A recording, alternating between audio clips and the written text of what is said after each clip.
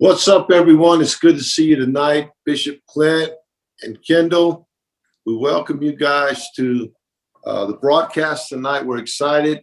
And look who's on with me tonight. This is the first time.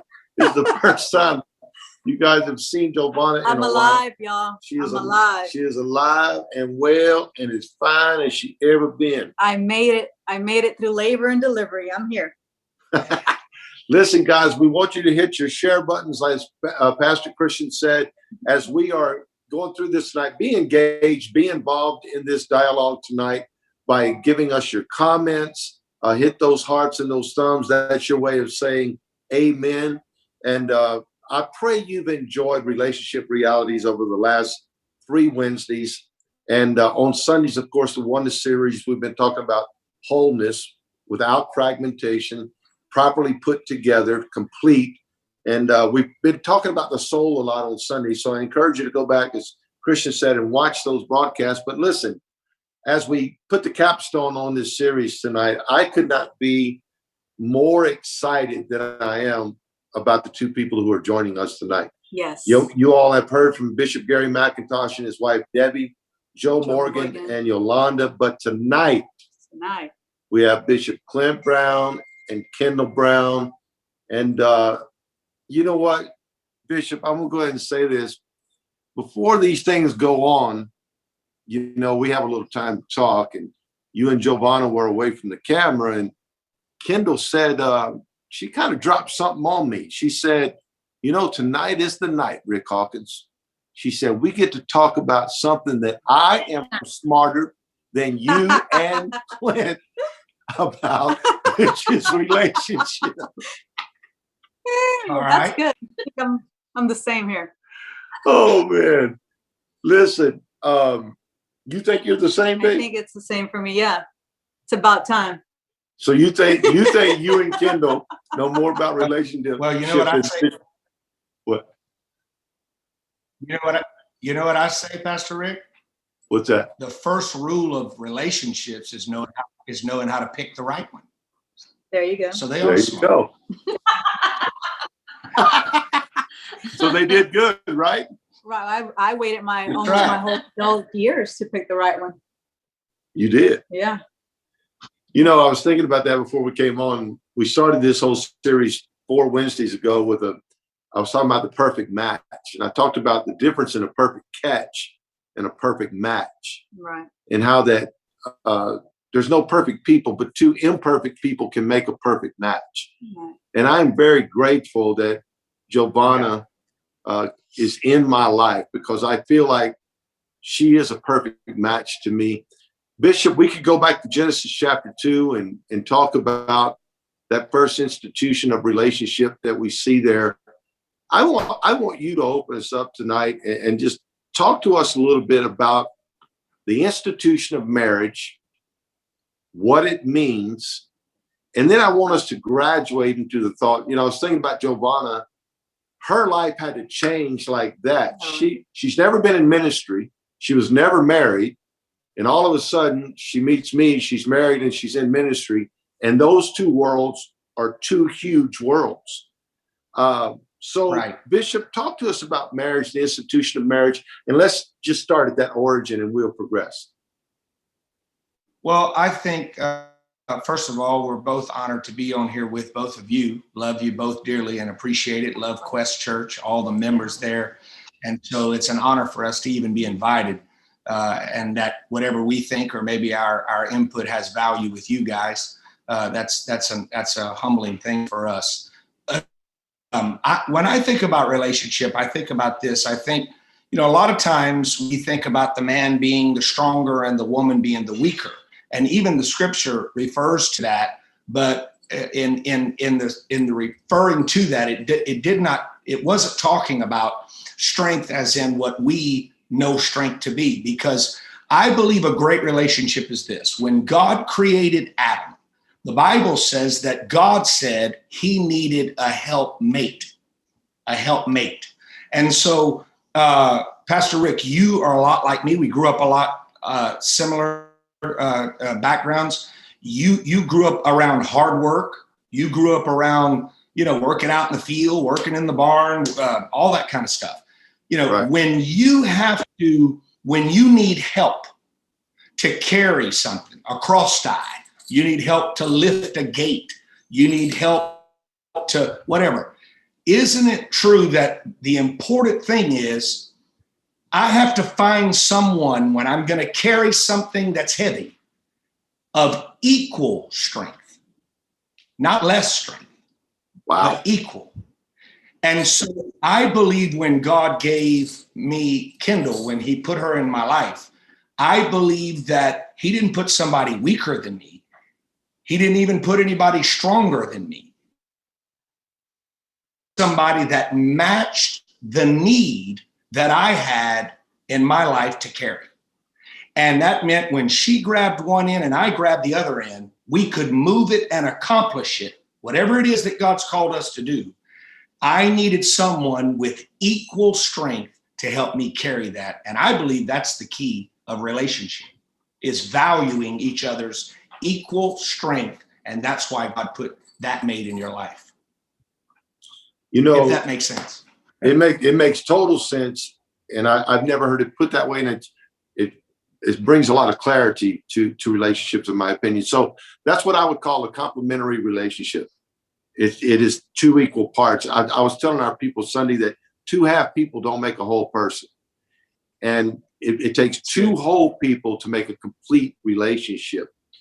And I believe that many times we are arrested personally in our development as individuals. And many times we attach where we were arrested. In other words, we all know that we go from total dependency as a baby or a child to independence, and we wind up in interdependence. But if we're not developed properly and are arrested in any of those areas, we develop what we call codependent relationships. And in codependent relationships, there's controlling maneuvers, manipulation, fabricated ideologies, and all of those things. And I know we've all seen that in our life with people. So, the best time to marry me was when Johvana married me, because I felt at that point I was complete. When I was married, and we're just going to be totally transparent here, the first time I was 19 years old, and I had a child when I was 19 years old. Dustin was born when I was 19 years old. I'm not saying that getting married young is a bad idea, but it wasn't a good idea for me. And I think I was arrested. And so the relationships that I developed, or the relationship with my wife that I developed, was very codependent. And after my divorce 15 years ago, I learned how important it is to become a whole individual. And I believe that's what I was able to present to Johvana. And I know that's what I found in her. Kendall, we'll go from Kendall to you, babe. Kendall, what is it like? We talked about this a little bit today, and we wanted to ask you this. Marriage and ministry. Bishop is married 2 times. He's married to you, and he's married to his ministry. How do you balance all of that? And that's probably the hardest working guy I know about it. The hardest working person I've ever met in my life, actually. I think that it's so important to find a balance in marriage and ministry. And I think it's something that we all, and I know that y'all would relate to this, it's something that we struggle with every single day, just to find the balance. But I knew that when I married Clint, I knew that I married a call. I married a man, but I married a man with a call. I married a call. Wow. And when God connected me to him, I honestly, this isn't for everybody, but like for y'all and for us, like ministry and marriage, like everybody doesn't have this experience. But like for me, I have so much honor and I have so much respect for the call on his life and the gift of who he is and for what he does, that I am very willing to accommodate and many times take the back seat to so mmany different, to my own personal needs, just so that, because I honor and respect what he's called to do. And I know that God me alongside of him, that I was created for this, that I was graced for this, that God gives me the capacity to walk in that. But I honor the call that's on his life, and I'm honored to serve next to him. And it can be, and I know Johvana can certainly relate to this. I mean, we work hand in hand in the ministry. We work hard, but it is, I think for a pastor's wife, it can be a very, very selfless position. You must be willing to be selfless, because the call that's on his life is so much bigger than me or us. It's just big, and it means a lot to me. So that's where I find my balance. Well, I want to say something to you, Kendall, before we go to Johvana. I want to commend you. And that's why we wanted to have you guys on here last, because I'm going to tell you something. If I've ever seen a woman do that, it's you. We're all friends here, but I've watched you in person honor Clint. I'm going to just call you Clint tonight, Bishop, if that's all right. I've watched you show respect for him in public. I've watched you defend him like amazing defense of your husband. Not that he needed it, but you were there as a wall and insulation for him. And so I wanted to just pause and commend you for your service in the kingdom of God, but your partnership to an incredibly honored man in the body of Christ. You, Kendall, you should be honored. You should. It's amazing what you've done.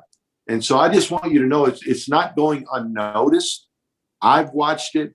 Johvana has talked about it.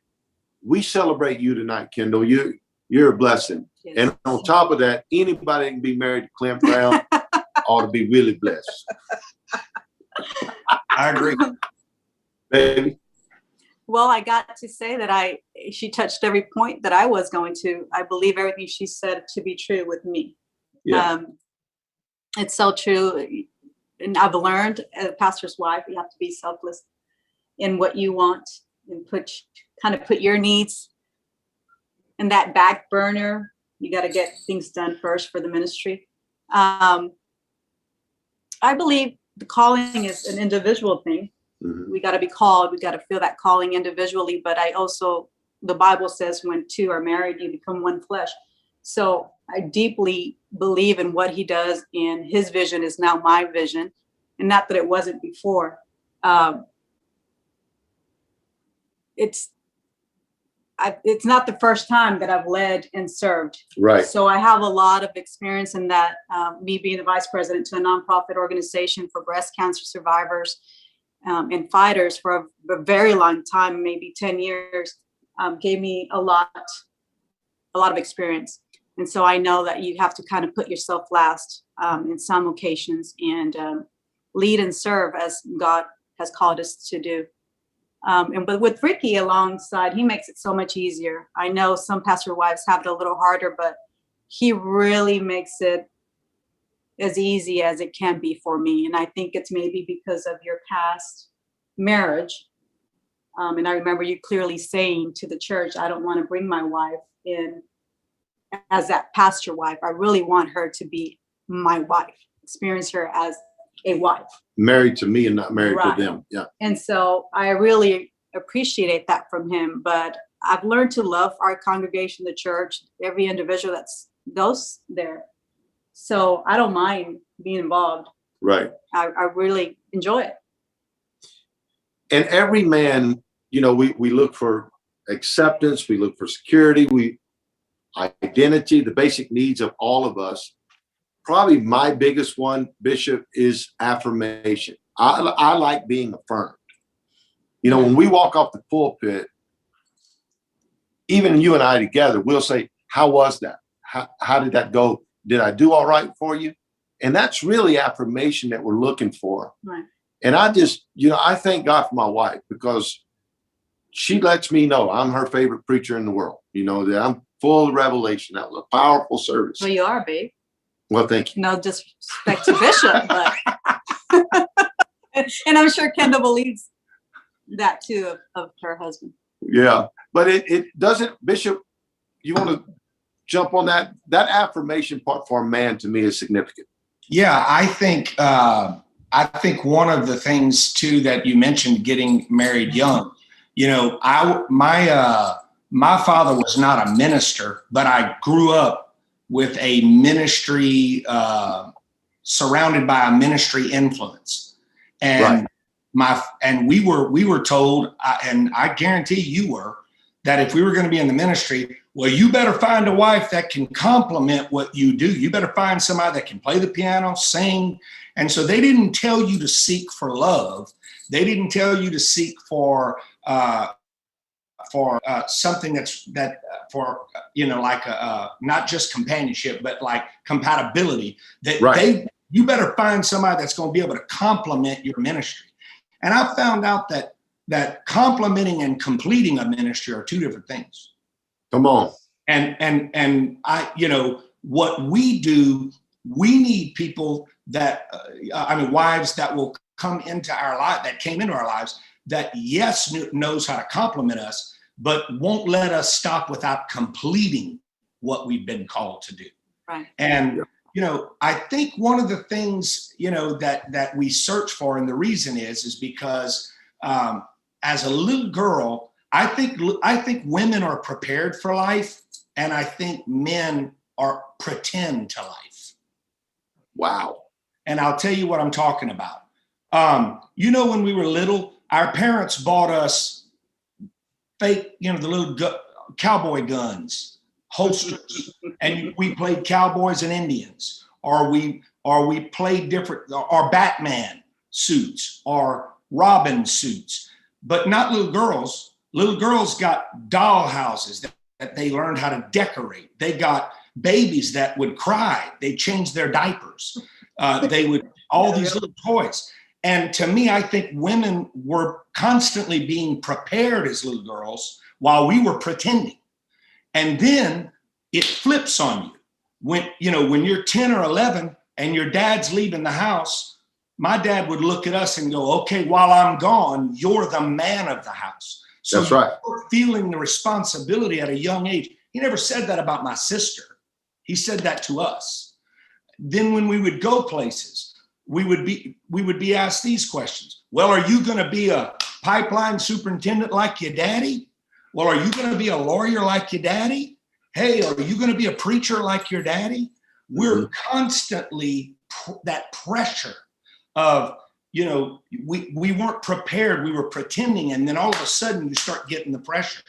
Whereas women, are constantly my little queen, my little princess. That's my little man, And so I think when we get in ministry, I think the thing we look for is, man, we've been doing this and we need somebody to affirm us finally and tell us what we're doing is effective. It's good. It's making a difference. And I got to say, out of everything that I think Kendall is tremendously gifted with, and she's got great gifts that our church benefits from. I think the greatest thing is her ability to affirm. It's the greatest gift she has. And I never realized, I always said, and I would tell her, I don't need you to compliment me. I don't need that. But something deep inside of her knew, yeah, he does. Yeah. Yes, he does. I guess, there's a part of me that's like, hey, I've been doing this for years, and I've accomplished this and accomplished that. And the last thing I need is for you to compliment me. But deep down in her, I think in her heart, I think she knew that's part of her assignment, is to reaffirm me, to continually keep me confident in who I am and what I do.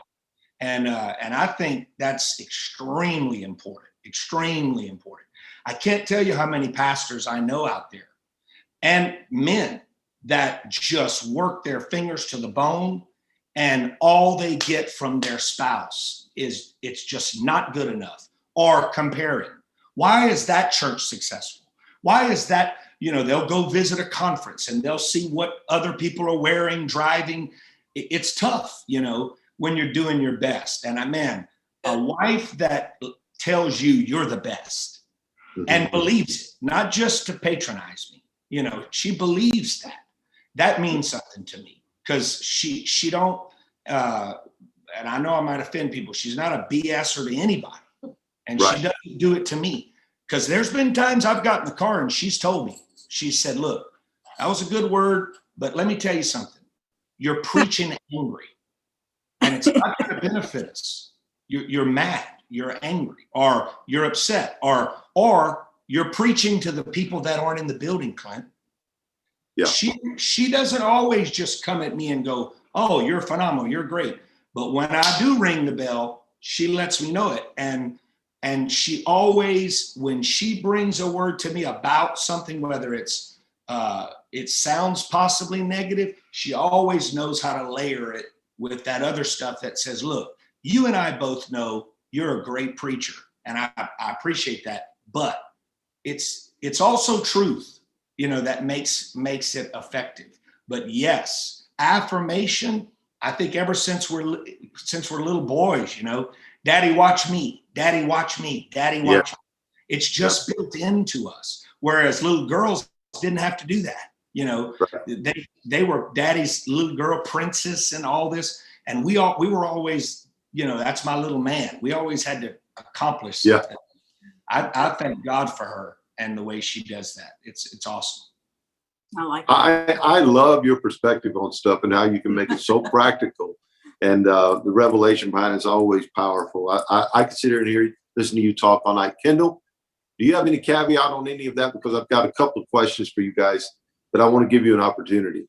I'm so ready for the questions, but I think my caveat on that, I know, you know, I did wondered if we would open this up by speaking to the people who are unmarried, because there's a lot of people that are watching that are unmarried.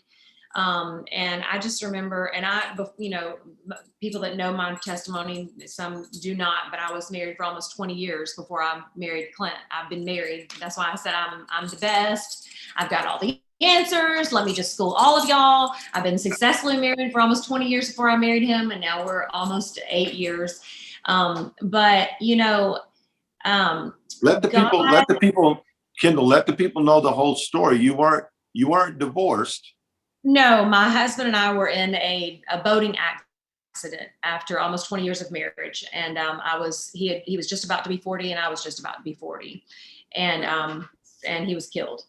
And so, and we'd known Clint, actually, we were on staff with Clint years prior. And then when God, and I always say that on the heels of the greatest tragedy of my life came the greatest miracle of my life, when God not only not just connected me to Clint, but God reconnected me to my purpose when God connected me to Clint. And what the enemy meant to destroy me and to end me, God just said, it's just crazy. There are some things you just have to just accept God's sovereignty, even though you don't understand. But I absolutely know that even in that, I say it always about my life, that I wouldn't want to live it over, even from my childhood. I wouldn't want to do it again, but I wouldn't change. And it took me a while to say that about my husband dying, 20 years of marriage. That's a big, it's a big deal.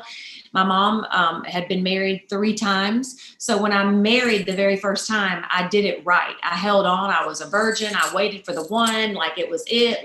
And people have different perspective about the one, but that's what I was going to say to the single people. But I held on.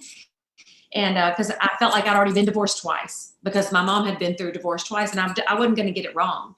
And then after God brought me that gift, and then to lose that, when I married Clint, I didn't do it lightly, because I didn't take it lightly the first time. And I knew that God had a call in my life, my whole life.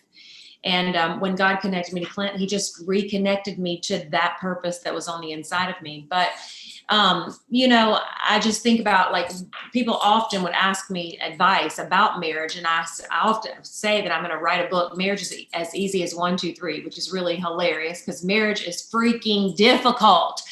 Great marriage is freaking hard. I mean, you have to work hard every day to have a great marriage. I mean, people that you see have great relationships, it is not by accident. You work hard to have a great relationship.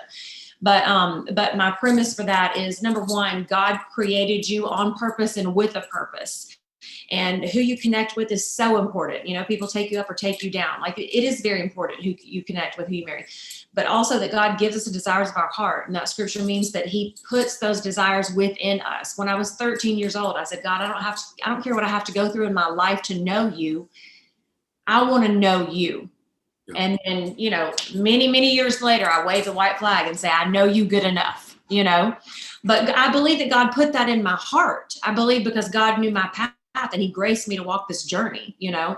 But but when God created me, he did not create me. And for those that are watching that are unmarried, if you desire to be married, I think that God placed that desire within you. I think that God doesn't have for you to be single if you desire to be married. So number one, God created you with a purpose on purpose and put the desires in your heart. And then whatever it is. So when I was young, I just say you take the top 3 things. If you are not married, you take the top 3 things, put them in order of the most important to the least, at least 3 things.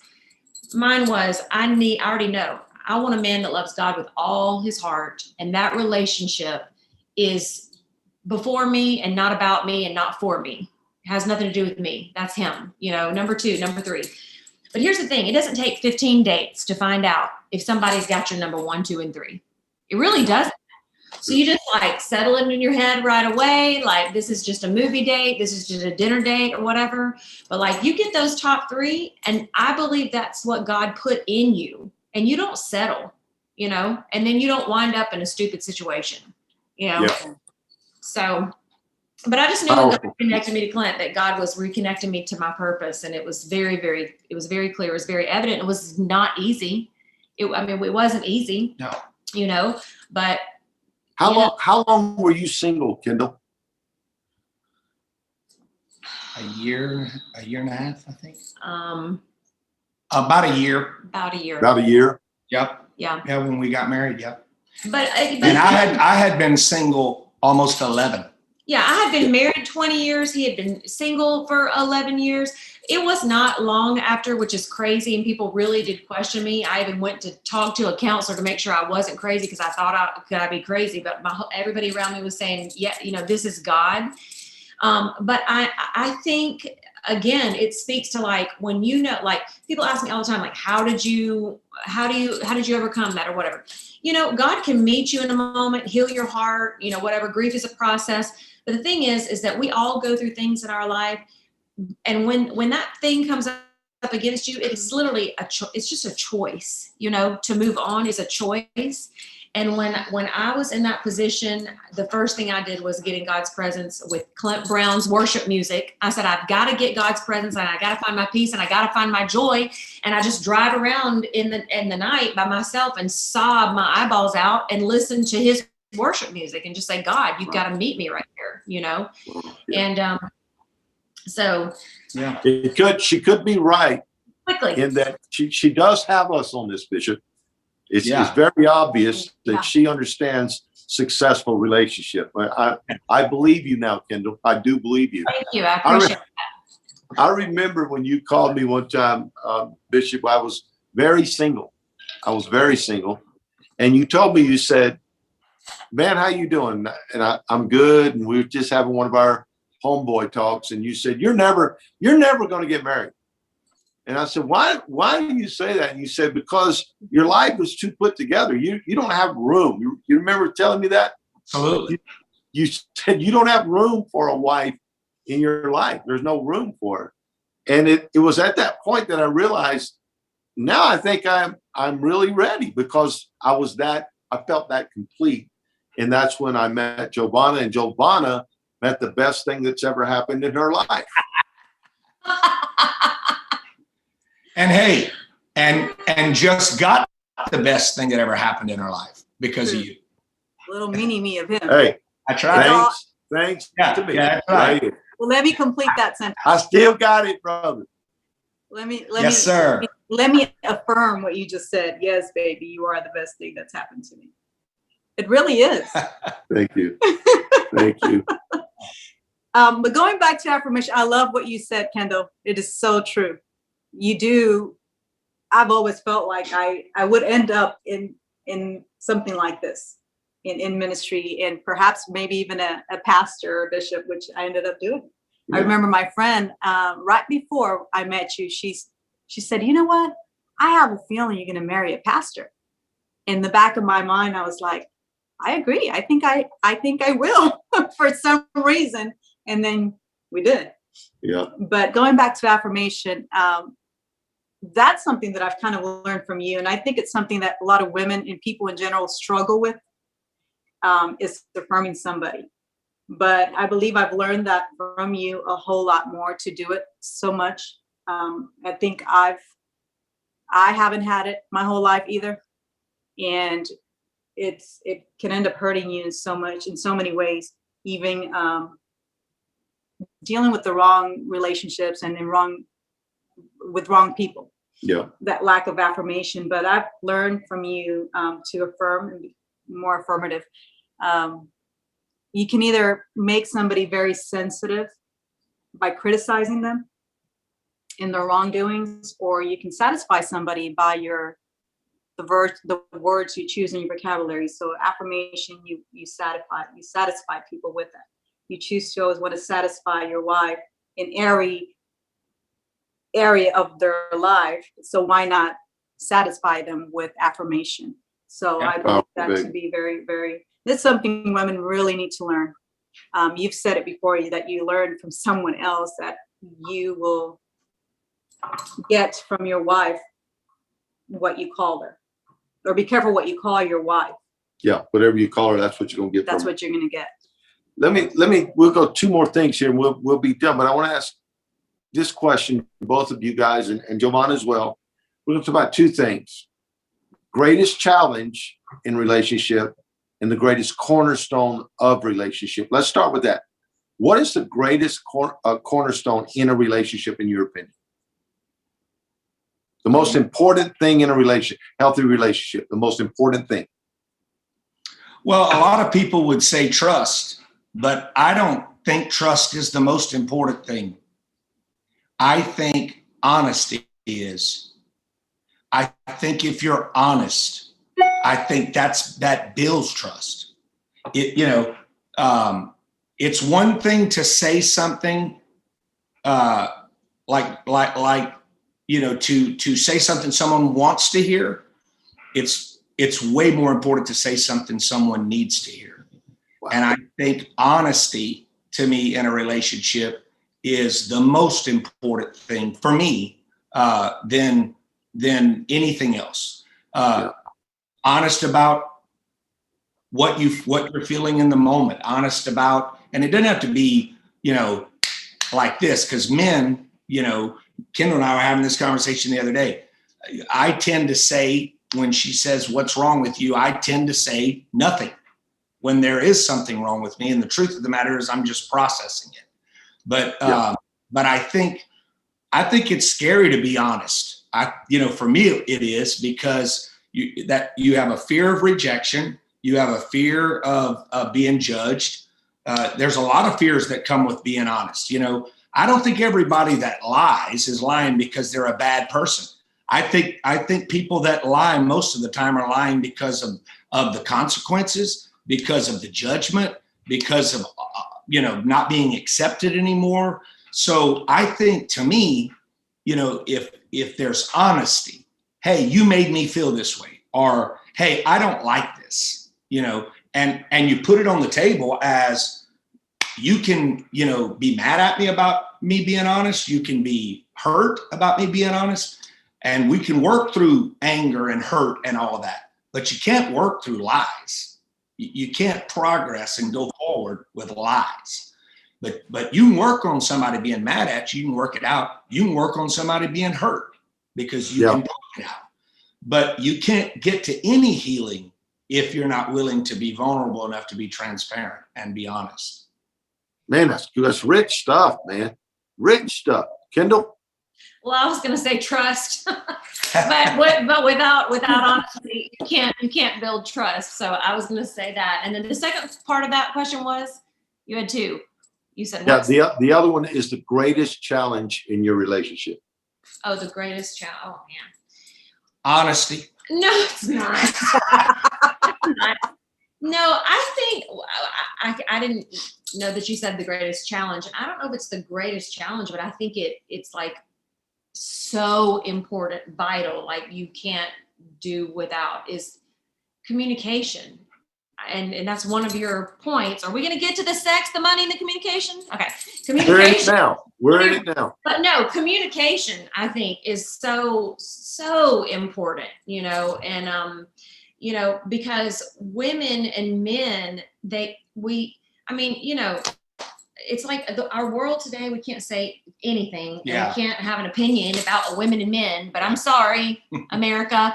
Women and men are like, we're wired differently, like our hormones are different, like our chromosomes are different, like everything's different. So just men and women, we think differently, we process differently, we communicate differently.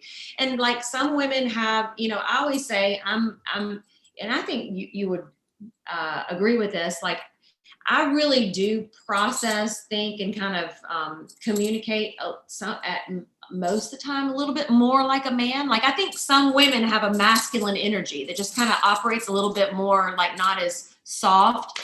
And so I'm kind of like that, which is why, that's one of the reasons like why I think we work. But men and women just communicate so differently. They process, think differently, and all of that. But this is true about me, even though I'm that way. Most women, I think, when they come with something to communicate about, they literally, mostly, they just want you to be quiet and just listen, because mostly we can process. It's kind of like going to a good counselor and they just reflect, like, how does that make you feel? Blah, blah, blah. And they just mirror everything that you're saying. It's kind of like that. We just sort of need somebody to listen and just let us like work through the problem. That's why women just sit and talk. And we just work through because the answers come out, But men are hardwired to solve the problem. So they want the facts. Like, give me the facts. Like, while this talking, just give me the facts and let me solve the problem. When most of the time. Hey, you know what I'm thinking? The next time we have a problem, I'm going to tell her, you need to go watch that video and listen to your own advice about all these details. Let me say this. You asked, we told you what's important, and communication, honesty, trust, all that. But you also asked difficult. And I think that's an important question, and we didn't answer that. I'll tell you my most difficult thing, and that is this. I've been in this thing 37 years full-time. 37. 27 of it has been my ministry. Right? I'm the pastor. I roll up on the property. They need to do it the way I want to do it. I want it done. I have a plan. I have a purpose. I have a vision. I have an outline of it. I know how I want it to look, all that. So everybody on that property, when I roll up, they're, I don't think about this, but they're under my authority. And if I go, I want something to drink, they go get it. I don't like that. They'll change it. I don't turn that off. They'll turn it off. I don't want to see that person. They won't let them in. Go get me this, do this. And I'm so used to bossing people that when I get home, it's difficult to take that hat off of I'm in charge of everything. Because subconsciously, honestly, Pastor, I don't think about I'm the boss. Everybody's here because, and they want to please me and everybody wants me to be happy with them. All that. It's really not in my brain, but subconsciously it's happening because they do that. Bishop, you need anything? Bishop, can I do anything for you? Bishop, you da-da-da-da-da. So when I get home, it's hard to take that hat off. That's the hard thing for me, is to not be pastor, bishop, in charge of, everything in this house is what I want. So it's difficult for me to do that. I'll be real honest. And then the fact that I was single 11 years and everything in my house was the way I wanted it. And she walked into my life, and now you have to take not only someone's opinion, you have to care about it. Please. which is difficult to do after 11 years of never thinking about that, you know? Right.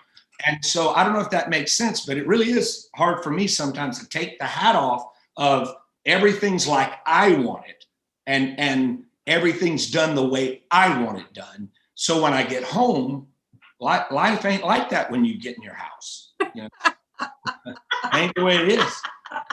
You just read my. You're not alone, Ricky. No. See, I'm the same exact way. And it's not only getting this done, but the speed of it getting done.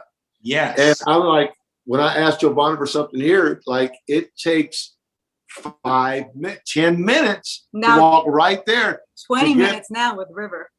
to get a glass of water. You know, and I'm like, are you going to come back with the water? Yeah. Whenever we have two good legs and two good hands ourselves. Exactly. And Hey, that's don't you where love I'm it going. when they say, hey, Johvana, don't you love it when they say, is there any Tabasco? Do we have salt? Yes, we have salt. You sound just like him. We have ketchup? Yes, we have ketchup. Yeah, no, we No. have ketchup. Yeah. Any request, like, can you go get the salt? Can you get the water? Can you get the Tabasco? Yeah. When I was pregnant, he did this to me while I was pregnant. Oh, Babe. And I look at him like, are you serious? But he knows, and he comes and makes it better. that's my Guys. That's my challenge. Yeah. Let's Well, hear it, John. I can totally identify with that. Totally. You guys have been absolutely wonderful on this tonight. Kendall, you want to talk about money and sex any? I mean, I don't know how much time we have. We're going to get to it. She got excited when she saw that rated R thing. Yeah, I was like, it's rated Yeah, come on. What are we going to do? Let's talk about it. Let's take 10 minutes because I'll be honest with you. In the relationship reality series this month, none of the guests have jumped on that whole sex part. Joe and Yolanda talked about money. I love sex. Yeah. We have the proof of it. I have proof. 6 weeks old. 6 weeks. 6 weeks old. Did you prepare to talk about any of that, Kendall? Because if you did, I want to hear it. I think there's only two real things that you have to talk about when it comes to sex. Number one, men are visual creatures. And I think that is like, I think it's so important. Like if we just understand each other, then we know how to relate better and we know how to have better relationships. And if we understand as women that men are visual, I was taught by my mother-in-law, my only mother-in-law, like if I know that Clint is 5 minutes from the house and I have not, and I'm still in my zip up XL onesie, I may be working all day long, but I will jump up, get it together, run to the bathroom, put on some lipstick, like get myself together. Men are visual. And I think it's so important. And, women like want to get all like weird about about that. I don't know why women want to get all weird about that, because we want to be, recognized. We want to be seen, it's like you said, as little girls, we're dressing up in the princess dress and we're putting on the makeup and the high heel shoes. Why? Because we want to feel pretty, we want to be seen. And then, everybody gets so upset because, men are visual. So I think it's really important to just have respect for that and know, especially for like women that, maybe women that do stay at home, maybe you are a stay-at-home mom, or you work from home, whatever. Man goes out, he works all day, every day. Like I don't know the statistic, I didn't look it up, but like a man has a sexual thought like less than every minute, like every so many seconds, and biologically, how deep do we want to go? You go as far as you want.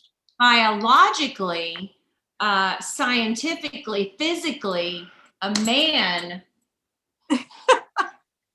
let me just say it like this. Women, we have all the eggs we're ever going to have, right? We're born with them. Right. Men aren't born with all they're ever going have. They constantly make it all the time, right? About every 72 hours. Like there's a natural thing that just needs to occur. I didn't know that. Yeah, it's a thing. It's scientific. Look it up. But I just think that we should have respect for the needs of the other person. Men are they're visual creatures, and we should respect that and I think, get it together. Get that together and be glad about it. I think too, Pastor Rick, I think this is very important. Especially for wives of people in the ministry, it is difficult for us, you and I, like I said, to take that hat off, that when we come in the house, I think it's Kendall's responsibility to not make me feel like she's having sex with Pastor Clint Brown. That's not our responsibility. I think, that's your responsibility. Oh, yeah, I think. And to make me not feel like she's having sex with the bishop. Because there were times whenever I know I've talked to a lot of pastors through the years, their spouses have a hard time separating the man in the pulpit and the man in the bedroom. Yep. You know, and then that judgment comes that I can't believe you asked me to do that. I can't believe you said that. I can't believe you want that. I can't believe you like that. Well, you know, I think a man and woman's bed is undefiled. I think what we like, what we want, what I want, shouldn't have to fit some doctrine or religious structure, you know. And when I walk through that door, it's Kendall's responsibility to not make me feel like she's having sex with the pastor, because that changes the whole dynamic and the whole aura of what we're doing. Who wants to have sex with a pastor? Yeah. And I would tell everybody, if you're going to have sex with your spouse, don't put my praise and worship on. Come on, man. Put on some Brian McKnight. Put on, you know, some old school, whatever, you know, I don't care, but you know, nobody wants to have sex with a Bible by the bed. Nobody wants to have sex and somebody speaking in tongues, you know, you're praying before we have intercourse. No, man. Leave the Bible in the office, leave it by the chair, and, you know, wear that Victoria don't tell nobody stuff to be. So men are visual and women are relational. I think men are like, haven't you ever heard this? Like men are like microwaves and women are like crock pots. Yeah. Like you've heard this, right? You've heard this. Like, so it's so different. And I still think it goes back to communication. I was going to bring up the 5lovelanguages.com. I think every couple needs to take it, and you need to take the test every few years. If you haven't taken it, if you haven't taken it in 5 years, you need to take it again, because your love languages change. But it all goes back to communication. I was just telling somebody today, I think there needs to be a 5sexlanguages.com. I mean, what a great tool that would open up the conversation about sex, you know, because I think it's something that we just don't talk about. But I still think it goes back to communication when it comes to sex. Yeah. You know, I think one of the problems too is everybody's always asking somebody outside of their own relationship what's okay and what's not okay. Mm-hmm.